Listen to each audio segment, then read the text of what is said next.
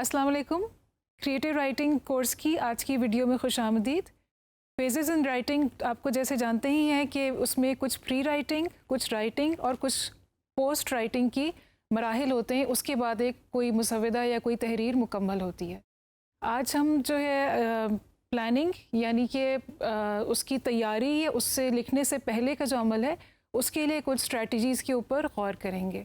जैसे कि आपको मालूम है कि प्लानिंग बहुत इंपॉर्टेंट स्टेप होता है किसी भी काम का, और उसके साथ ही उसकी नोक पलक भी दुरुस्त की जाए और उसको अच्छी बुनियाद दी जाए तो ही एक मुकम्मल तहरीर सामने आ सकती है।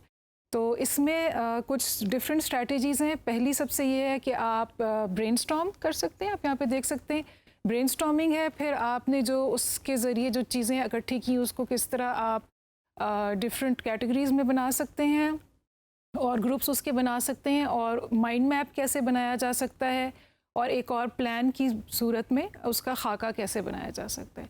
ब्रेनस्टॉर्मिंग हो सकता है आप में से कुछ लोगों ने स्कूल कॉलेज वगैरह में भी की हो, और उसमें ये होता है कि आपको ज़्यादा से ज़्यादा ख़यालात और आइडियाज़ अपने मौजू के मुताबिक इकट्ठे करने होते हैं। वैसे तो हम आमतौर पर कहते हैं कि क्वालिटी अहम है और क्वांटिटी अहम नहीं है, लेकिन ब्रेनस्टॉर्मिंग में ये होता है कि आप ज़्यादा से ज़्यादा आइडियाज़ इकट्ठे करें और उसमें इस वक्त इस स्टेज के ऊपर क्वालिटी के ऊपर इतना ध्यान ना दें, और अपने आप को फ़िल्टर ना करें और उसका तज्ज़िया ना करें जो चीज़ आप उसमें क्रिएट कर रहे हैं, लेकिन बस आइडियाज़ को इकट्ठे करते जाएं।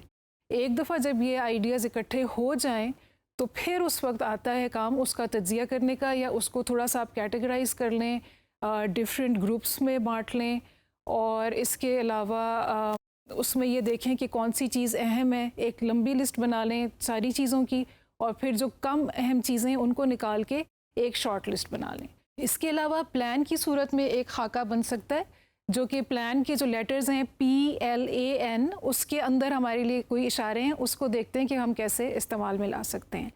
P से बनता है प्रीव्यू ऑफ ऑडियंस, यानी कि जिन लोगों के लिए आपने लिखना है, जिस प्लेटफॉर्म के लिए लिखना है, उसके बारे में आप जानें और उसके मुताबिक अपनी जो कंटेंट है वो इकट्ठा करें। तो पहली चीज़ ये है कि अपनी ऑडियंस को जानें, और दूसरा स्टेप इसमें ये है प्लान के L से बनता है लिस्ट, यानी जो आइडियाज़ हैं उनको आप लिस्ट करें।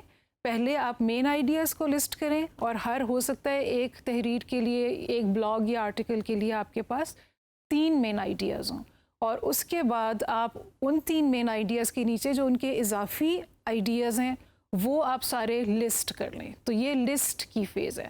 पहले प्रीव्यू ऑडियंस हो गया, लिस्टिंग ऑफ आइडियाज़ हो गया, और उसके बाद A से है असाइन अ नंबर। ये तो अभी आपने जैसे आपको ख्यालात आए आप लिखते गए उसको। उसके बाद ये ज़रूरी है कि आप इसको किसी तरीके से सीक्वेंस में लाएं और उसको ऑर्गेनाइज़ करें, यानी असाइन अ नंबर। तो उस जहाँ पे आपने चीज़ें लिखी हैं उसके जो चीज़ पहले नंबर पे आनी चाहिए आप वहाँ पे 1 नंबर डाल दें, दूसरे नंबर पे जो आनी चाहिए 2 डाल दें, और इस तरह से करके। इसमें अगला स्टेप ये है कि आपने इसको, अभी तो ये आपका एक खाका है, इसमें आपने आइडियाज़ लिखे थे और मुकम्मल जुमले नहीं थे।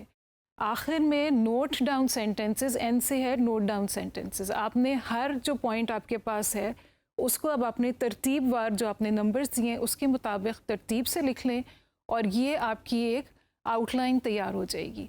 ज़रूरी नहीं है कि आउटलाइन को आपने, ये एच्ड इन स्टोन है और इसको आप बिल्कुल बदल नहीं सकते और इसी को आपने स्टिक करना है।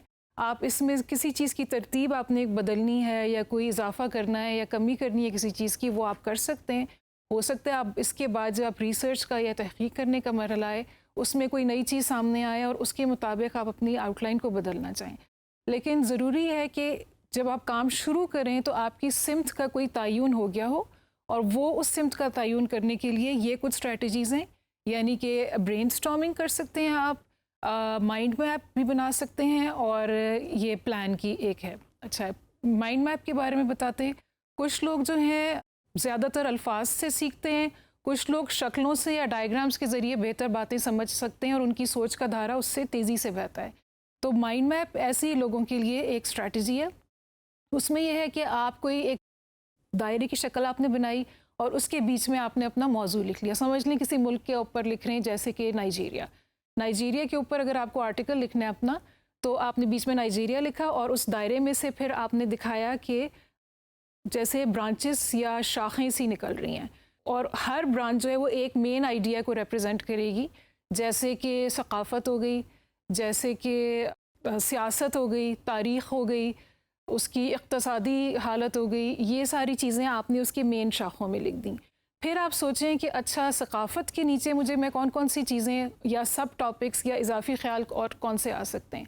फिर आप सकाफ़त के नीचे आप लिख लें मौसीकी, खेल, खाने के तरीके, शादी की रसूमात वग़ैरह।